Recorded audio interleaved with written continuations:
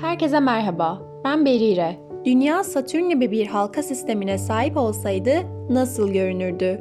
Gezegenimizin böyle önemli bir yönü değiştiğinde dünyanın nasıl olabileceği hakkında bir spekülasyon yapalım. Eğer dünyanın da halkaları olsaydı, halkalar için en kararlı yer bir gezegenin ekvatoru civarındadır. Bu nedenle halkaların görünümü enlemlere göre değişir. Ekvator Kyuda'da iç kenardan halkaları görürsünüz. Böylece ufuktan düz yükselen ince bir çizgi gibi görünürler. Buna karşılık Kuzey Kutup Dairesi yakınlarında halkalar ufukta bir tümsek gibi görünebilir. Washington'da halkalar ufkun altında batmaya başlar. Ancak yine de hem gündüz hem de gece gökyüzüne hükmederken hayranlık uyandıran bir manzara olur. Polinezya'da ise halkanın ortasındaki koyu, oval biçimli kırılma aslında dünyanın gölgesidir. Daha ılıman enlemlerde halkalar gökyüzünün bir ucundan diğer ucuna geçen dev bir kemer gibi görünür. Bu ışıltılı halkalar ne yükselir ne de batar. Her zaman gökyüzünde tam olarak aynı yerde ve hem gündüz hem de gece görünür.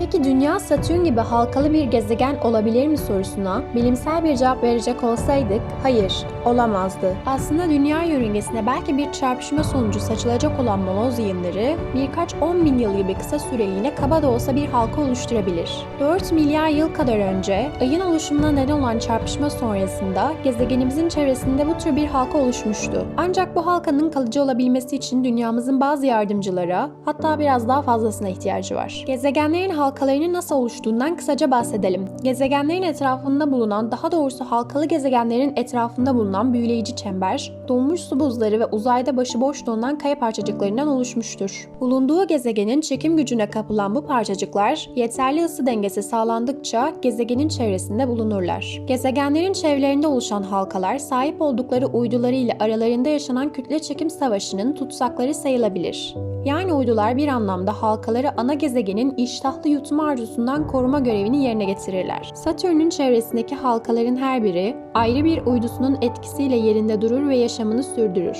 Yine de bu yeterli değildir. Halkaları oluşturan küçük parçacıklar yörüngede dönmelerini sağlayan momentumlarını görece çabuk getirirler ve eninde sonunda gezegenin kütle çekimine yenilerek dağılır ve yüzeye düşerler. Yani bu halkaların sürekli yeni malzemelerle beslenmesi gereklidir. Bu malzemede tahmin edeceğiniz gibi uydulardan saçılan toz, buz ve kaya parçalarıdır. Aynı zamanda Satürn gibi parlak ve geniş halkalara sahip olabilmek için Dünyanın Güneş'ten uzak olması gerekir. Çünkü halka yapısının ana üyesi su ve karbondioksit, hatta bazen azot buzudur. Fakat gezegenimiz Dünya, Güneş'ten yörüngesinde buz yapılarının katı halde kalamayacağı kadar fazla ısı ve ışık alıyor. Bu durumda bir halkamız olabilmesi için elimizdeki tek malzeme taş ve kaya parçaları olur. Az önce söz ettiğimiz gibi bu taş parçaları uzun süre yörüngede kalamazlar. Var olan tek uydumuzun bize sağladığı Lagrange noktalarında böylesi bir kaya halkası oluşmuş olsaydı bile zamanla bunlar gerek Dünya gerekse Ay tarafından kütle çekim etkileriyle yutulup yok edilecekti. Ki milyarlarca yıl önce yok edildi bile.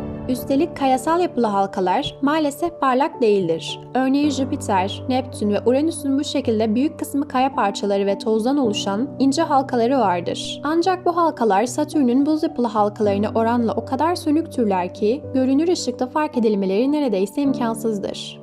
Halka manzaralı bir gece göğü, güzel ama imkansız bir hayal bizler için. Yine de halkalarımız olsaydı, geceleri bulunduğumuz enleme bağlı olarak buna benzer bir manzara görecektik. Sözün özü, bir kayasal yapılı halkamız olsaydı bile pek havalı durmayacak, gece göğümüzü maalesef süslemeyecekti. Şansımıza küsmemize gerek yok ama. Çünkü eğer buz yapılı bir halka sahibi olabilecek kadar güneşten uzak olsaydık, gezegenimiz sıvı halde suya sahip olamayacağı gibi bizler de var olamazdık. Bu yaratıcı olan Allah'ın sebep ve hikmetini bilimle gördüğümüz şekilde kusursuz dengesinde görmemizi sağlıyor. Evet, videomuzun sonuna geldik. Benim söyleyeceklerim bu kadardı. Hala abone olmadıysanız abone olarak destek olabilir ve beğenerek daha fazla bu tarz içeriklerle karşılaşabilirsiniz. Bir sonraki videoda görüşmek üzere.